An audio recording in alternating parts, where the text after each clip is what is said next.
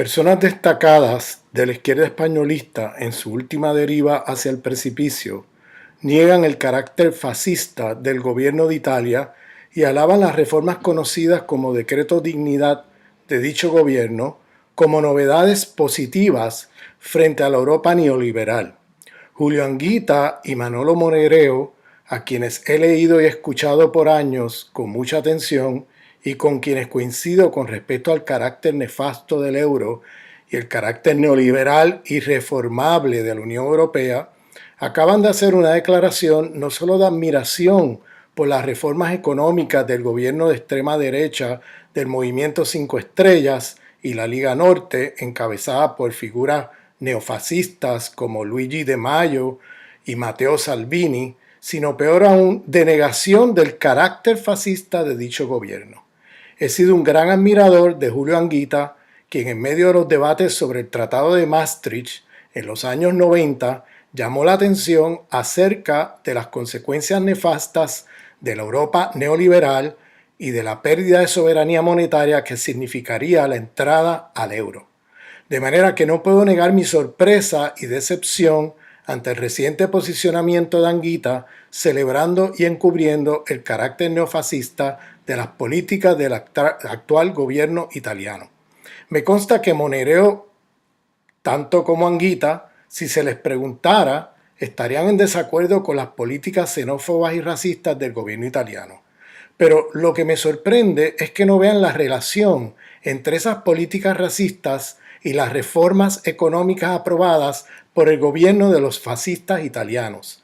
Ambas cosas van juntas y no es posible separar las políticas racistas de las políticas económicas para concluir, como hace Monereo y Anguita, que el gobierno italiano no es fascista. Esta acrobacia intelectual no hace ningún sentido. Me explico. El fascismo está en ascenso en Europa y Estados Unidos, pero con muchas nuevas caras y nuevas estrategias. Por eso habría que hablar de neofascismo.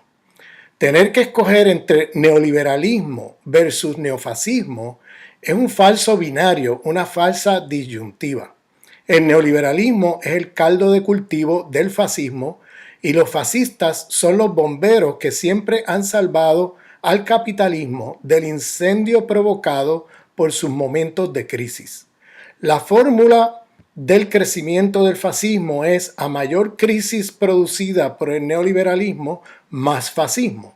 Los fascistas aparecen cuando el capital no puede resolver sus crisis y siempre son apoyados por el sistema, es decir, por el sistema capitalista, por los imperialismos occidentales, cuando no puede resolver sus propias crisis, y siempre son apoyados cuando los neoliberales ya no pueden resolver las contradicciones capitalistas.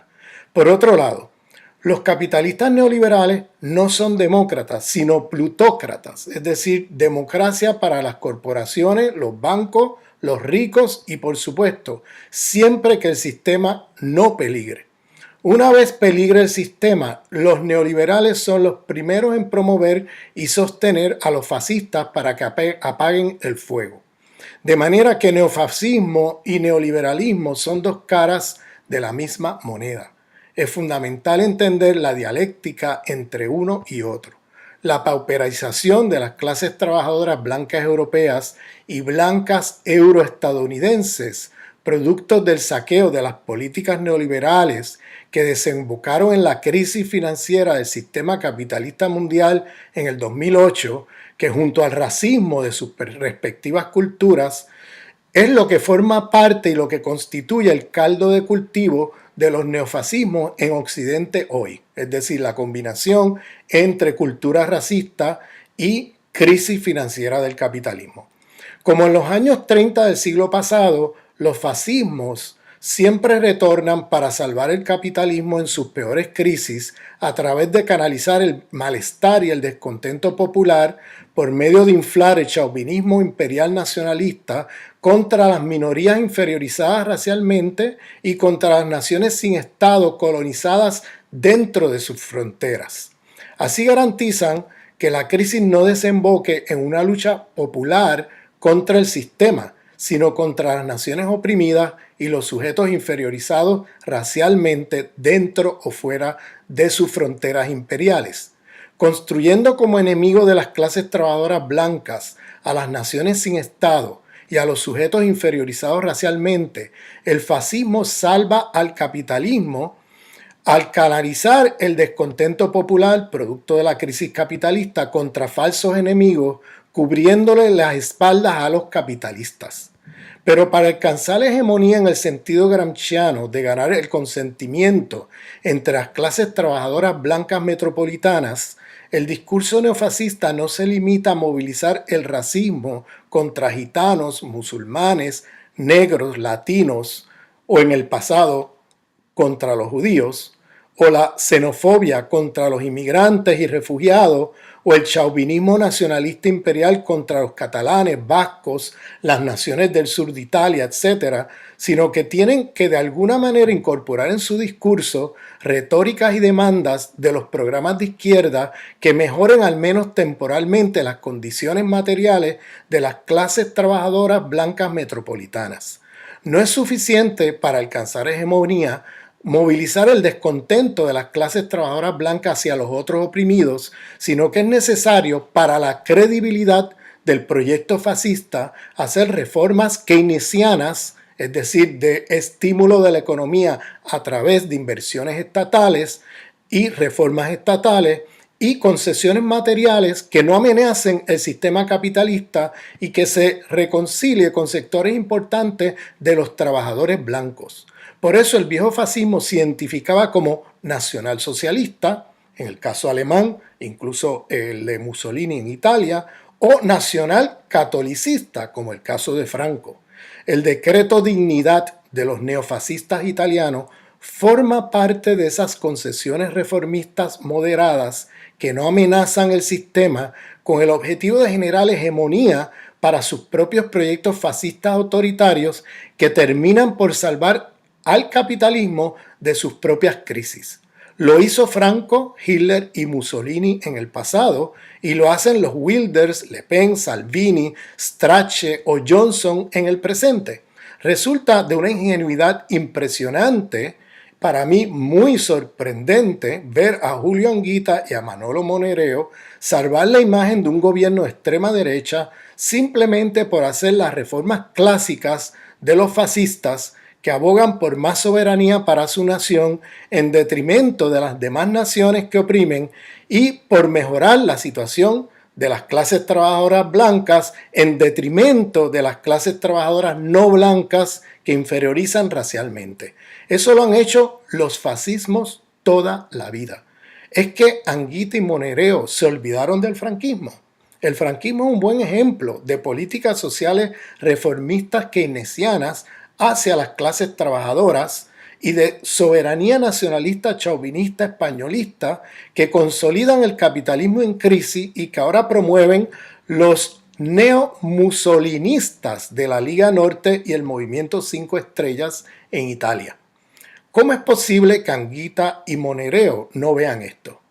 El problema central en Europa hoy es que la izquierda europea se debate entre los europeístas que piensan que Europa es reformable y que en su afán por reformar Europa se reconcilian con la Europa derechista neoliberal actual o con posiciones racistas de extrema derecha, por ejemplo, el caso de Syriza en Grecia, o los socialdemócratas Oskar Lafontaine o Sarah Wagenknecht en Alemania, quienes en estos dos, en Alemania en particular, han promovido políticas contra los migrantes de tipo racista y xenófoba. Y la otra tendencia dentro de la izquierda europea es los que no ven alternativas de cambio al interior del euro y de Europa y terminan reconciliados con las posiciones xenófobas de la extrema derecha europea, es decir, con los grupos neofascistas. En mi opinión, ni uno ni otro son alternativas para los pueblos, ni la Europa neoliberal ni la Europa neofascista. Europa se debate entre dos extremas derechas, ambas racistas, capitalistas, colonialistas, patriarcales e imperialistas. Una es la Europa neoliberal con su fascismo social, para usar un concepto que ha desarrollado el sociólogo Boaventura de Sousa Santos, y la otra es la Europa neofascista con su fascismo político. Es decir, se debate Europa entre las políticas de una Europa neoliberal fascista social y una Europa neofascista que promueve fascismo político. Las izquierdas, siguiéndole los pasos a ambas extremas derechas, se dividen entre los que siguen el fascismo social de la Europa neoliberal y los que siguen el fascismo político de la Europa neofascista. La Europa neoliberal actual no es una alternativa para los pueblos. Hay que salir del euro y de Europa para construir un proyecto transformador antisistémico. Pero salir del euro y de Europa no es suficiente. En nada se adelanta la lucha antisistémica si salir de Europa significa restaurar soberanía y reformas keynesianas que empoderen a la extrema derecha, es decir, a los neofascistas, y dejen el sistema intacto. Salir de Europa tendría que ser para construir un proyecto antisistémico, es decir, para adquirir soberanía que permita la construcción de un mundo que supere el racismo, el sexismo, la homofobia, el colonialismo, el capitalismo y el imperialismo. Resulta muy curioso cómo hay izquierdas en Europa que terminan reconciliadas con la extrema derecha fascista social de la Europa neoliberal y otras izquierdas como la que articulan Anguita y Monereo en su discurso sobre Italia hoy, que terminan reconciliados con la extrema derecha del fascismo político de la Europa neofascista. Estos son los falsos dilemas de las izquierdas eurocéntricas. No puede ser que los debates de izquierda sean entre una izquierda que defiende el fascismo social de la Europa neoliberal o que se reconcilia con ella, y otra que defiende el fascismo político de la Europa neofascista o que se reconcilia con ella. Pero este fenómeno no es nuevo. Hagamos un breve recuento histórico. Al norte de los Pirineos hubo gobiernos llamados de izquierda en todos los países donde hoy crece enormemente y sin control el voto hacia la extrema derecha neofascista. Son las clases trabajadoras que votaban comunista o socialdemócrata ayer, las que hoy votan por Le Pen en Francia, Wilders en Holanda, Akenson en Suecia, Strache en Austria, de Maio y Salvini en Italia, Orbán en Hungría y así por todos lados. El asunto es que cuando las izquierdas gobernaban municipios, regiones o participaban en coaliciones dentro del Estado, repetían las políticas neoliberales contra los trabajadores y las prácticas institucionales racistas contra los inmigrantes gitanos, musulmanes y africanos. En todos esos países europeos donde gobernaron las izquierdas, la xenofobia y el racismo nunca se detuvo, sino que eran prácticas institucionales coloniales de toda la vida que la izquierda no interrumpía y en muchos casos hasta promovía para ganar el apoyo de los trabajadores blancos por medio de rebajarse al más bajo nivel de sus conciencias, es decir, el racismo antigitano, antimigrante, antinegro, antimusulmán. En sus ilusorios cálculos electorales pensaban que como muchos de esos grupos racializados no tienen derecho a votar, o si votan no tienen los números demográficos para afectar los resultados electorales, creían que haciendo políticas racistas y xenófobas se ganaban la simpatía de los obreros blancos y ganarían sin dificultad una y otra vez las elecciones en diversos países, regiones o municipios, deteniendo el avance de la extrema derecha neofascista. Pero como muy bien dijo hace mucho tiempo el neofascista francés Jean-Marie Le Pen, no votes por la fotocopia, vota por el original. Así, a la larga, las izquierdas, rebajando sus discursos y sus políticas a lo más bajo de la conciencia popular de las clases trabajadoras blancas metropolitanas y haciéndole concesiones a las políticas de las élites también fascistas sociales neoliberales, terminaron haciéndose obsoletas porque en sus complicidades con ambas extremas derechas, la gente terminó por votar al original, es decir, a la extrema derecha, y no por la fotocopia, es decir, la izquierda. Si las izquierdas entran en las instituciones y no interrumpen las prácticas institucionales de dominación, tienen los días contados, porque no están transformando la subjetividad racista, machista y nacionalista chauvinista en las clases trabajadoras metropolitanas, sino que están reproduciéndola ampliamente por medio de mantener y promover las prácticas racistas institucionales. Si cuando las izquierdas entran en las instituciones no interrumpen las políticas neoliberales, racistas, xenófobas, patriarcales, coloniales, no debería ser una sorpresa si luego grupos de extrema derecha terminan desplazándolos electoralmente, como ha pasado en casi todos los países europeos.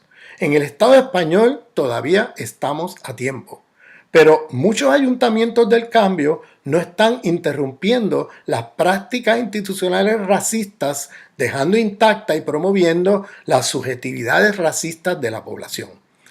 Tomemos ejemplo el gobierno de Ada Colau en Barcelona. El Ayuntamiento de Barcelona hace unos 2 años llegó a un pacto con los manteros africanos para que tuvieran un espacio en la Barceloneta para vender sus mercancías. Pero una mañana, respondiendo a presiones de los comerciantes barceloneses, el gobierno de Ada Colau envía a la policía y sacan a patadas por la fuerza a los manteros africanos del sitio acordado para que esa misma tarde poner en el mismo lugar pistas de patinaje para guiris. Es decir, sacan por la fuerza a los negros por la mañana para que los turistas blancos del norte tuvieran donde patinar por la tarde. El cálculo electoral es obvio y es como sigue. Como la mayoría de los manteros no tienen derecho a votar, mejor subordinarse a las demandas de los comerciantes barceloneses para así ganar y no perder votos electorales. Ese cálculo electoral mediocre repite las mismas lógicas que llevó a las izquierdas en el resto de Europa a hacerse obsoletas frente a la extrema derecha neofascista. Pero lo mismo vimos con la persecución de manteros por parte del Ayuntamiento de Carmena en Madrid. Ada Colau, Carmena y todas las izquierdas que no interrumpen las prácticas institucionales racistas están cavando su propia fosa. Si te reconcilias con las prácticas racistas institucionales y terminas promoviendo subjetividad racista y de extrema derecha entre la población, no te sorprendas si luego la gente vota por el original y no por la fotocopia, como ha pasado con todas las izquierdas en el resto de Europa. Siempre llegará alguien más a la derecha y dirá que ellos harán las políticas xenófobas y racistas mejor que la izquierda. En el debate actual entre la izquierda españolista, gente como Anguita, Monereo y otros, lo que ven en estas críticas que hago son, entre comillas, lo pongo, políticas identitarias que dividen a la clase obrera. O políticas políticamente correctas, entre comillas. En su miopía chauvinista, nacionalista, españolistas, ven el asunto del antirracismo político o la demanda democrática de autodeterminación de las naciones sin Estado como un asunto identitario, divisorio y trivial que no tiene nada que ver con la materialidad de la economía política.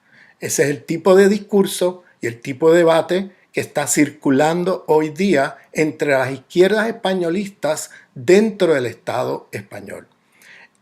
Pregunto, ¿es que no se dan cuenta que las clases trabajadoras ya están divididas en pedazos a causa de las múltiples opresiones nacionales, raciales, sexuales, coloniales y de géneros que son constitutivas a la división del trabajo capitalista y al propio proceso de acumulación de capital? ¿Es que no se dan cuenta que afirmando una o varias de estas opresiones, lo que se hace es seguir afirmando las divisiones entre los oprimidos y las opresiones que los afectan? ¿No se dan cuenta que el caldo de cultivo de los fascismos es precisamente embriagar a los obreros del chauvinismo nacionalista, racista, machista, imperialista contra todas las naciones oprimidas y los pueblos racializados? ¿Es que esta izquierda españolista no ve que cuando promueven y afirman el chauvinismo españolista contra Cataluña o el racismo contra los manteros, gitanos o musulmanes están no solamente contribuyendo a la división de la clase trabajadora, sino que están afirmando la subjetividad neofranquista de las clases populares que se identifican con el españolismo. Es que no se dan cuenta que estas prácticas lo que hacen es debilitar al propio proyecto republicano de izquierda y fortalecer lo peor de la derecha. Es que no se dan cuenta que los que dividen a las clases trabajadoras son ustedes. La extrema derecha vive de la islamofobia, del racismo antigitano, antiárabe y antinegro y del nacionalismo españolista, anticatalanista y antivasco. Si Ciudadanos es hoy un fuerte contendiente y si el PP, a pesar de su corrupción rampante, sigue siendo un fuerte rival, es gracias al anticatalanismo del último año, donde la izquierda españolista se posicionó contundentemente con el régimen del 78 como rabo de la derecha española en su lucha contra Cataluña. De Unidos Podemos surgir como un frente republicano antirrégimen del 78, pasaron a ser, en el caso catalán, una organización política del régimen monárquico del 78. Del sí se puede pasaron al no se puede al momento de enfrentarse al referéndum catalán, que como acto de desobediencia civil ha sido hasta el día de hoy el movimiento que más fuertemente ha retado el régimen del 78.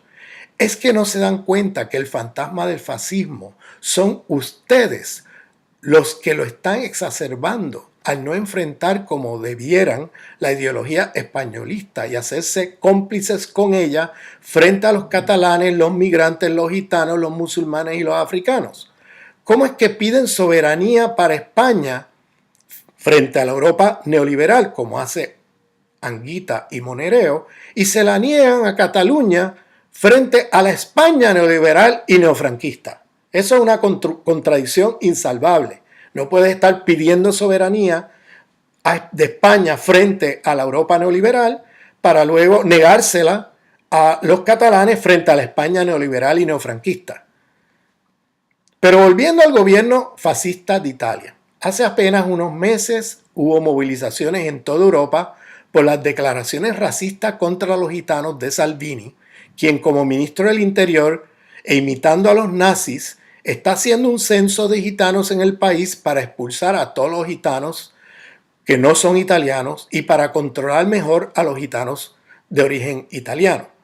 ¿Cómo creen ustedes que los gitanos en el Estado español ven hoy a Anguita y Monereo después de esos pronunciamientos elogiosos que ellos han hecho hacia el gobierno racista italiano?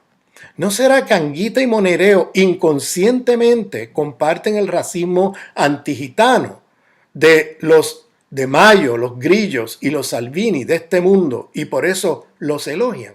El españolismo los ciega. Para esta izquierda eurocéntrica, mejorar la situación y las condiciones materiales de las clases trabajadoras blancas castellanas o blancas identificadas con el españolismo en detrimento de los trabajadores no blancos, o mejorar el dominio y poder de la nación opresora en detrimento de las naciones oprimidas, es no solamente una prioridad, sino un deber. Y en eso se dan la mano la extrema izquierda blanca con la extrema derecha blanca. Sectores de la izquierda blanca como Anguita y Monereo coinciden en sus pronunciamientos sobre Italia con la extrema derecha en lo que Marine Le Pen llama la prioridad nacional, es decir, primero los trabajadores blancos y a la mierda con los trabajadores no blancos. Primero la nación española y a la mierda con la nación catalana, vasca, gallega, canaria o andaluza. Esta borrachera racista y chauvinista del nacionalismo españolista muestra los límites de las izquierdas en Europa. Mientras compartan con las derechas las premisas autoritarias, monárquicas, pseudodemocráticas, racistas, islamófobas y nacionalistas imperialistas, opresoras de pueblos y naciones, mientras no derriben los muros que mantienen sus privilegios imperiales frente a los pueblos superexplotados de las neocolonias del tercer mundo, y mientras no se descolonicen del eurocentrismo, de sus paradigmas, nunca lograrán ser de izquierdas. Serán siempre lo que han sido hasta ahora. Variaciones de la derecha. Muchas gracias.